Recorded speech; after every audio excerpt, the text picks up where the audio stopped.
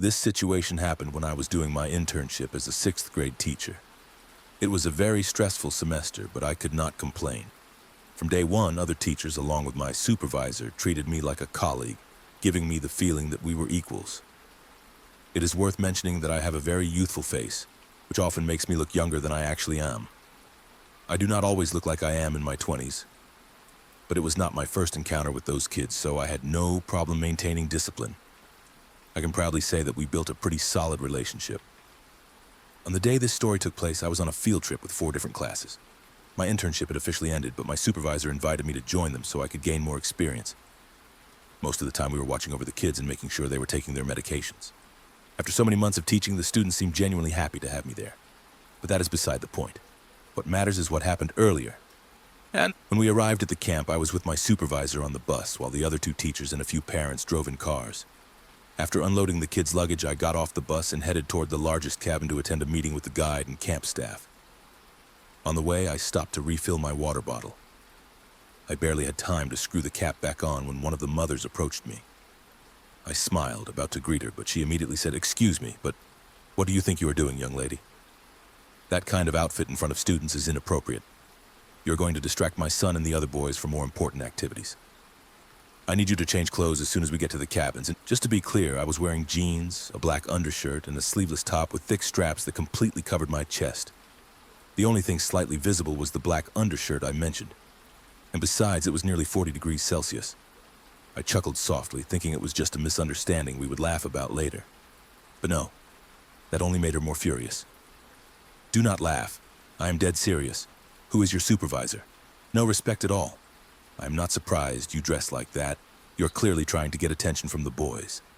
I gathered my strength and gave her the most polite smile I could manage. "Whose parent are you, ma'am?" I asked. She answered immediately. It was a troublemaker from another class. "Ma'am, I do not know if you are aware, but I am not a student. I am a teacher," I added.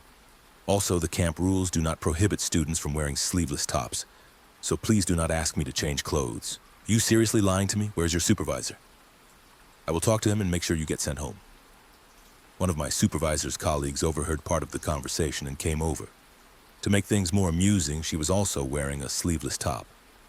"Is something wrong?" she asked. I shook my head. "No, everything is fine. I just met a very pleasant mom. She was not aware that you had a trainee under your wing this year." My colleague nodded enthusiastically. "Natalia has been a wonderful addition to our team this semester. She has been an amazing teacher. If I am not mistaken, your son had some classes with her this year."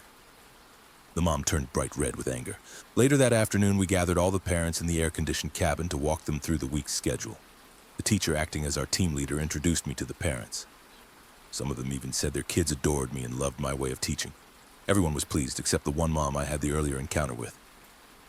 The best part of the whole trip was when her son ran up to me and in front of her asked if I could teach 7th grade next year so he could have classes with me again. He also said he would miss me. It was incredibly sweet. In my life, I have unfortunately dealt with many unpleasant mothers, but none of them come close to my future mother-in-law. I have been in a happy relationship for months now with the most amazing man on this planet. He spoils me with flowers, chocolates, and spontaneous dates. I never expected that the biggest surprise would come from his mother, in the worst possible way. I met his parents a few months ago. The first thing out of his mother's mouth was, "Are you Jewish?" I am not. I do not even consider myself religious. I was raised Catholic. The moment I said that, she stopped talking to me and started treating me like I did not exist. I was incredibly nervous about meeting my future in-laws and had rehearsed dozens of conversations in my head. But I never imagined this kind of hostility. Her rejection broke my heart. Still, I wanted to make a good impression, so I did not give up and kept trying to break the ice. In hindsight, I regret not walking away from the beginning. When we sat down for dinner, his mother finally decided to acknowledge me. I have red hair, so she asked if I dyed it. I said no, it is natural. I got it from my mom. The conversation took a turn for the worse. She suddenly said, "I wonder if the carpet matches the drapes." I sat in complete shock, trying to process what she had just said. She gave me a fake smile and then said, "Do not worry, sweetie." Then she turned to her son and started questioning him, clearly trying to humiliate me. She later insulted my curls, saying I clearly did not know how to brush my hair and that I should look better when I am out with her son. When I barely touched my food, she said it was a good thing I was watching my weight because it would be a shame if I gained even more. It was the first time I had met this woman, and I had already had enough.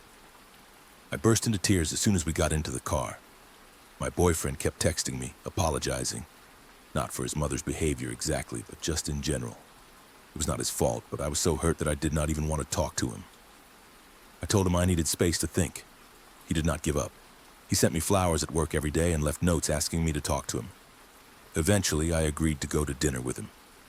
That is when he told me he had confronted his mom and promised me hand on heart that nothing like that would ever happen again. I believed him and decided to give us another chance. 2 weeks later, I was invited to a birthday party with almost his entire family. I was pleasantly surprised by his grandparents and sisters. They were wonderful, asked me normal questions, and made me feel welcome. And this time, his mom avoided me the entire evening, which was actually a relief. The problem started when I went to grab something from my bag and realized it was gone.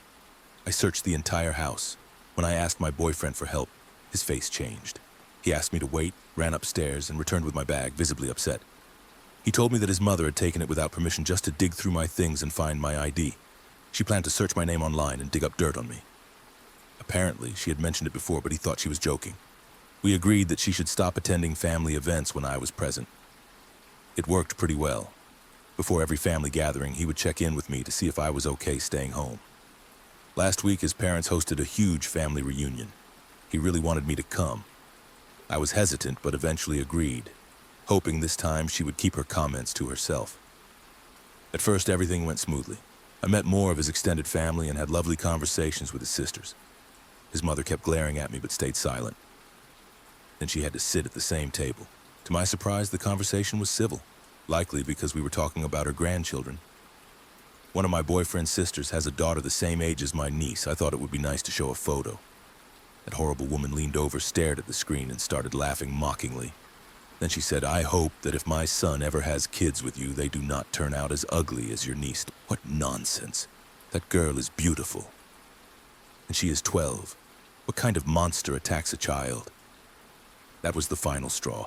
I exploded. I started yelling, telling her she was the most despicable person I had ever met, and that if I ever had children with her son, she would never see them. I acted out of emotion, so I do not remember every word. But according to my boyfriend's younger sister, it was epic. Of course, the old witch played the victim, whining that I had no sense of humor.